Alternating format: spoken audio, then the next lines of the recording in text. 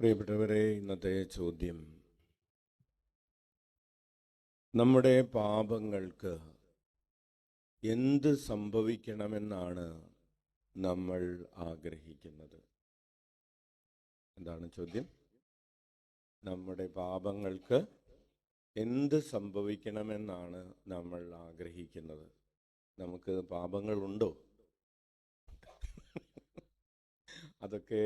അതിനൊക്കെ എന്ത് സംഭവിക്കണം? അതൊക്കെ ഇങ്ങനെ സൂക്ഷിച്ചു വെക്കണമോ, അല്ലെങ്കിൽ വേറെ എന്തെങ്കിലും സംഭവിക്കണമോ?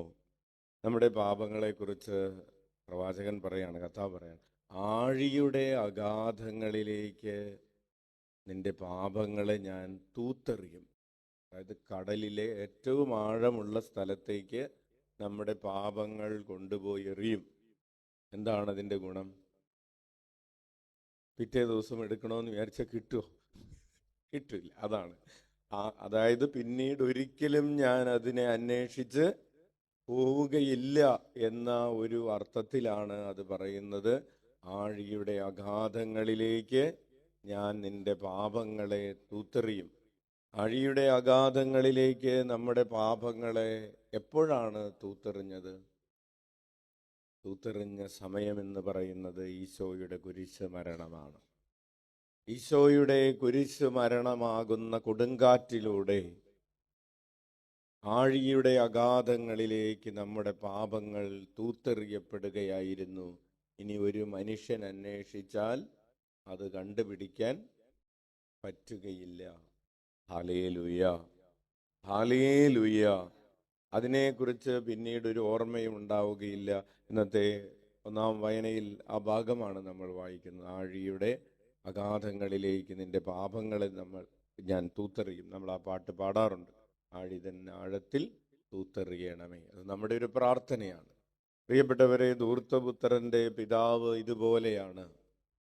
അവൻ പുത്രൻ ചെയ്ത പാപങ്ങളെയെല്ലാം അവൻ്റെ ഓർമ്മയിൽ നിന്ന് തന്നെ തൂത്തെറിയുകയും അവൻ ചെയ്ത ഒരു തിന്മയെക്കുറിച്ചും ഒരക്ഷരവും മിണ്ടാതെ തിരിച്ചു വന്നപ്പോൾ ഒരു പരിഭവവും പറയാതെ ഓടിച്ചെന്ന് കെട്ടിപ്പിടിച്ച് ഉമ്മ കൊടുത്ത് കാലിൽ ചെരുപ്പും കൈവിരലിൽ മോതിരവും ധരിക്കാൻ പുതിയ വസ്ത്രവും ഭക്ഷിക്കാൻ കൊഴുത്ത കാളക്കുട്ടിയെയുമൊക്കെ കൊന്ന് വിരുന്നൊരുക്കുന്ന ഒരപ്പൻ ആഴിയുടെ അഗാധങ്ങളിലേക്ക് തൻ്റെ മകൻ്റെ പാപങ്ങൾ തൂത്തെറിഞ്ഞ ദൈവത്തെ പോലെയാണ്. കൈയടിച്ച് നന്ദി പറയാം.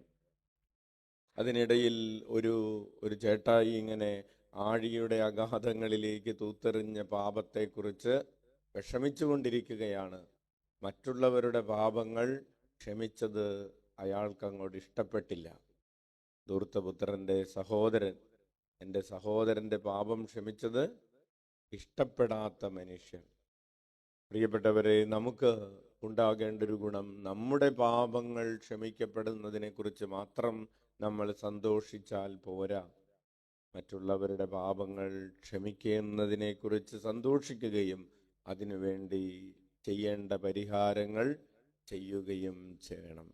നമുക്ക് കണ്ണുകളടച്ച് ഈ ദിവ്യബലിയിൽ നമുക്ക് പ്രാർത്ഥിക്കാം. ഈശോയെ, ആഴിയുടെ അഗാധങ്ങളിലേക്ക് ഞങ്ങളുടെ പാപങ്ങളെ തൂത്തെറിയണമേ.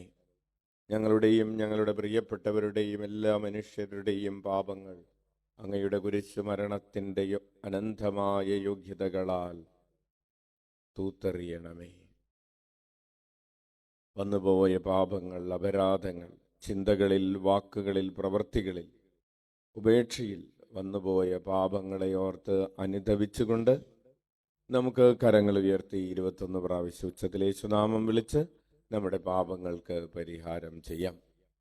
ഈശോയേ, ഈശോയേ, ഈശോയേ, ഈശോയേ, ഈശോയേ, ഈശോയേ, ഈശോയേ, ഈശോയേ, ഈശോയേ, ഈശോയേ, ഈശോയേ, ഈശോയേ, ഈശോയേ, ഈശോയേ, ഈശോയേ, ഈശോയേ, ഈശോയേ, ഈശോയേ, ഈശോയേ, ഈശോയേ ഈശോയേ സർവശക്തനായ ദൈവം കനിഞ്ഞ് പാപങ്ങൾ പൊറുത്ത് നമ്മെ നിത്യജീവിതത്തിലേക്ക് നയിക്കുമാറാകട്ടെ.